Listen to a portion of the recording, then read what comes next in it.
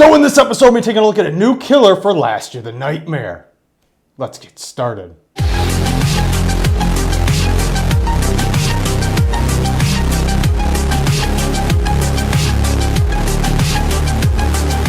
Yes, that's right, there's another new killer in the works for Chapter 2 for Last Year, The Nightmare. Let's take a look at the trailer. Icut fornerati dormientis in sepulchres.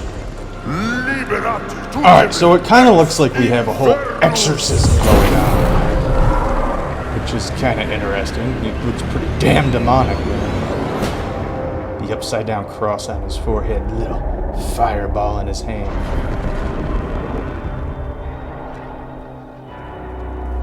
Resurrection. So yes, they're already working on Chapter 2 for Last Year, The Nightmare, and this killer looks more like he's from The Exorcism.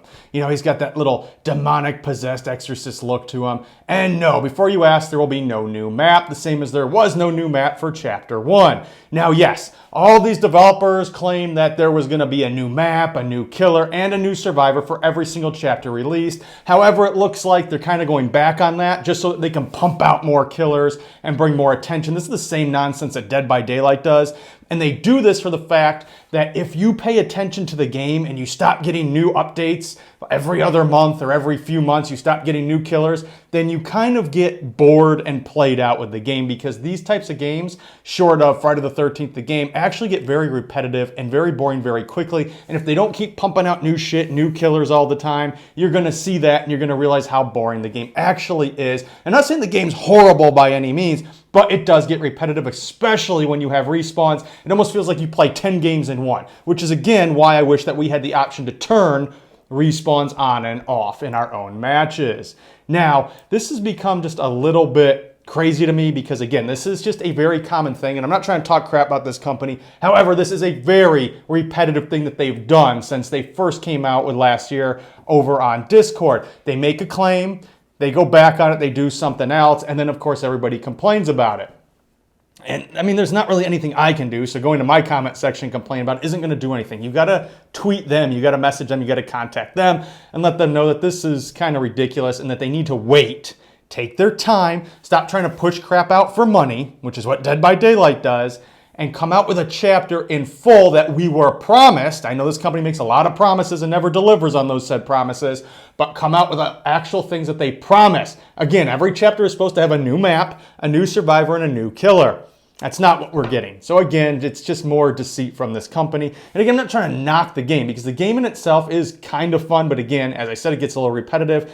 But this company really needs to learn to stop putting their foot in their mouth, because this is a consistent thing with them, especially since they're trying to save the company's face right now by re-releasing it on Steam and making claims that they made all these changes when they really didn't. It's just them trying to save their company. I mean, that's all it really is.